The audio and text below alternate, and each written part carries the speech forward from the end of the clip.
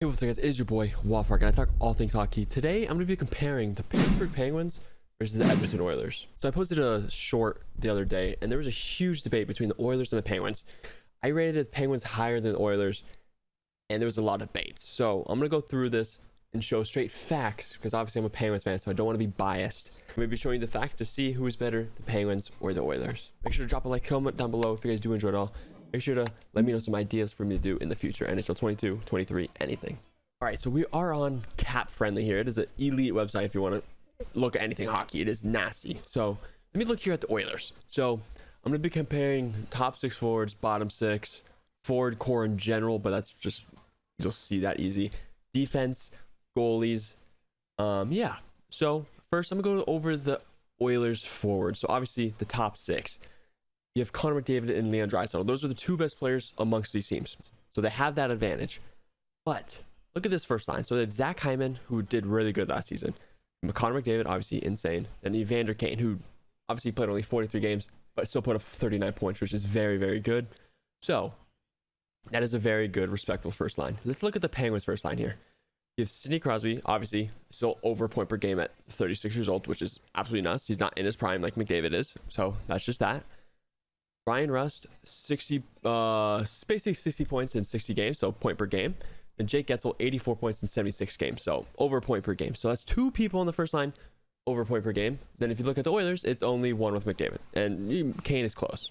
But technically, Rust is closer. So technically, the first line is better on Pittsburgh if you look at points per game. Then, obviously, points-wise, Penguins are still better on the first line. So there's that. Second line on the Penguins is Jason, Malkin, and Raquel.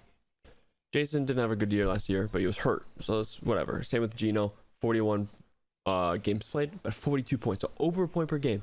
Then Raquel obviously switched, so it was a lot of things, but whatever. He did a respectable year. I think he's going to be way better next season. Then if you look at the Oilers, Nugent Hopkins, very good year. 50 points, 63 games. Obviously, Draisaitl, nasty, 100 points, 110 points. And Kyler Yamamoto, 41 points in 81 games. So that's not the greatest, right? So technically, if we're looking at points per game again, that time we'll probably have to lean towards the Oilers just because the Draisaitl just really brings that above. But if you look at these players, I think the second line on the Pittsburgh, obviously this might be just biased, but I think the Penguins second line is going to be better than the Oilers second line next season. I don't think if Jason does not get hurt next season, I'm telling you, they're going to pop off. Raquel, full time in Pittsburgh next season, is going to pop off. And Gino's going to keep doing his thing, getting an over point per game. That's what he does.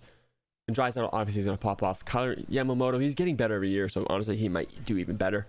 Nugent Hopkins, I'm not sure about him. I'm not sure about him. He's nasty, but very inconsistent at times. But in general, top six, I'm gonna have to give it to Pittsburgh because if you look at this, let's say Russ is a point per game because basically that's 4 a point per game players. If you look at the Oilers, it's 1, 2 for sure. Then even if I give Kane a point per game, that's only 3. Technically, Penguins do have a better top six. If I'm just reading stats right now, I'm just reading stats. Obviously, on paper, I do pick Pittsburgh too in the top six. Then we look at the bottom sixes here because this is not very good for Pittsburgh, if I'm being honest. This is a big downfall from recent history. But Jeff Carter, he's respectable. 45, 76 games as being this all down. Honestly, it's very surprising. Kapanen, this guy's annoying. He has so much skill in Toronto and he's just not showing it at all in Pittsburgh. McGinn, I mean, I was expecting more from him. I wish we saw Tanev, obviously. Doesn't put up the points, but he's a grinder, though. But honestly, I don't expect him being on the third line. I expect him being on the fourth line and either having Heinen on the third line or even Drew O'Connor's nasty. And honestly, maybe even our polling, he's very good. So maybe I can see him moving up into this third line and McGinn going to the fourth, which actually helps us a lot. So I'd say Heinen is going into the third line instead of McGinn. And that just helps our third line even better. Then theirs is Janmark, who's all right. McLeod, not good. And Puljujarvi, who did pretty good last season. So I do honestly give the edge to Pittsburgh. I give the edge to Pittsburgh because Kapanen is such a wild card because he could be so good. And if he shows what he can do, even though I don't think he will because he's just, I don't know why. But if he can, it's huge. And Heinen still put up basically 20 goals last year. So it is nice. But Puljujarvi is probably the best player on the third line of these two teams. I think Puljujarvi is better than Kapanen. I do think I'm going to give the edge to Pittsburgh. Then fourth line, Obviously, it's tough for Pittsburgh because who knows what it's going to be. But Drew O'Connor is very good. Teddy Bluger is unreal. He's very underrated in this league. And the fourth line on the Oilers, like, is not that good. It's not that good. So I'm going to honestly give the whole forward core to Pittsburgh. I think Penguins have the better forward core. And obviously, I'm not just being biased here. If you could just read the stats, just look at the stats. Yeah, obviously, comment down below what you guys think, who has a better forward core. But in my opinion, it's Pittsburgh. On to defense here, I'm very excited about this defense. Let me start with the Oilers here. Darnell Nurse is obviously insane. I wish he put up more points, but that's really not his role on the team. He really doesn't do that. But if he can start putting up more, that'd be nice for them. Cody Ceci, he's not the greatest defenseman. He did good on Pittsburgh when he was here, but honestly, you can't really rely on him. Brett Kulak, I mean. He's all right. Bouchard, I think this guy's gonna be nasty. He already is nasty. 43 points last season. I think he's gonna do even better next year. I think he's gonna be the best team man in the next couple of years. So that's insane. Tyson Barrie, I do like him as well. He's very good. And Broberg, really don't know who you are, but I'm guessing he's young, obviously, so he's probably gonna be pretty good. But yeah, this is a respectable decor. On to Pittsburgh though. Letang, I think, is the best D-man of both teams. I think he's better than Nurse. I think he's better than Bouchard right now. I think Letang is the number one D-man of both teams. Brian Dumoulin, he's usually was a lockdown D-man with Letang, but he did not do really good last year, in my opinion. I don't think he did that good. But we picked up Rutta. Rutta's a very good lockdown D-man. He played with Hedman, so you know you get to be good if you're playing with Hedman. So that's nasty.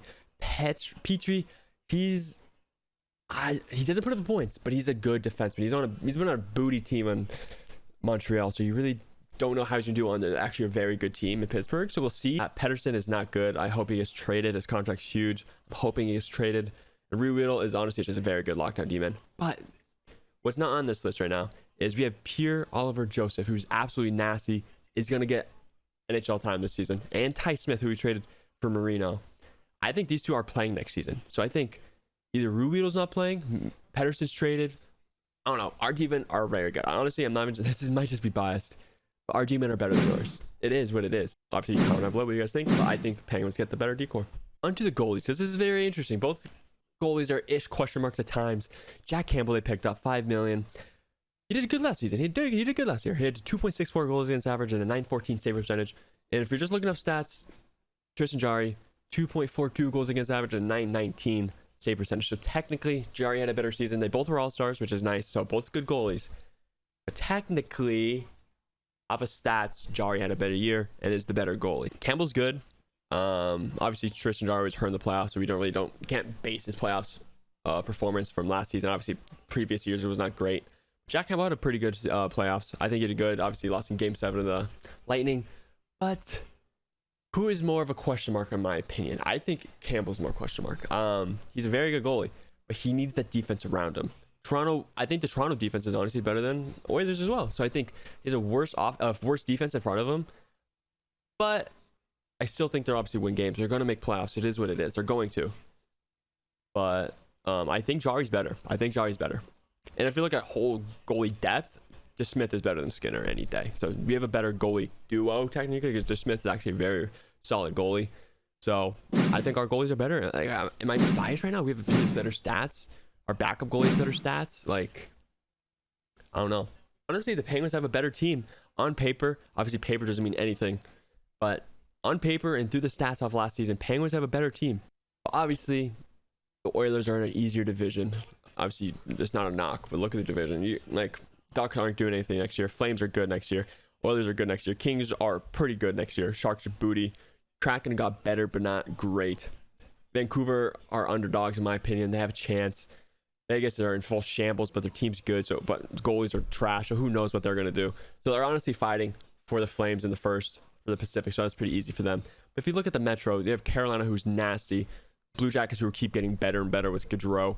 Devils are getting better, younger. They're just nasty. Islanders are just scary in general, even though they didn't add anyone. Rangers are honestly the best team in the East, in my opinion. Flyers are straight cheeks, and Capitals got a better goalie. They got a Stanley Cup goalie. So every team in the Metro is getting better. You know what I mean? So every team in the Metro is pretty damn good, except the Flyers, in my opinion. What I predict for you guys in the playoffs, I think you guys probably get out of the first round because you're probably gonna get, if you're first, let me just say you're getting first in division. Depends if the Central gets 5. If the Central gets 5, it might be tough. But I still think you get out of the first round. I think you lose in the second round. That's my opinion. I think you lose in the second round. Penguins, I think they make playoffs next year. And I think we probably lose first round again. Depends what the matchup is. Obviously, if we get third and we have to play the Carolina or Rangers, that's not going to be fun. I don't think we're winning the division. So we're probably going to be playing the Rangers or Hurricanes, which is not fun. Even if we get wild card, we'd be playing Tampa Bay or Carolina or like the Rangers, so it's not good. So we have a lot of tough teams here. I think you guys probably go farther than us again, but once again, it's just the division and conference difference. But nothing you guys can really do about that. You just play who you just play who you guys play, so it's really not your fault. But that's why. Make sure to comment down below what you guys think, who's better. Obviously, rating stats here, so obviously I have a little bias in there, but just let me know what you guys think. This is just civil conversation. There's no heat. There's no hatred here. We're just talking. Yeah, drop a like, subscribe if you guys enjoy. Comment down below more ideas for me to do. Yeah, guys, much love and subscribe, motherfuckers.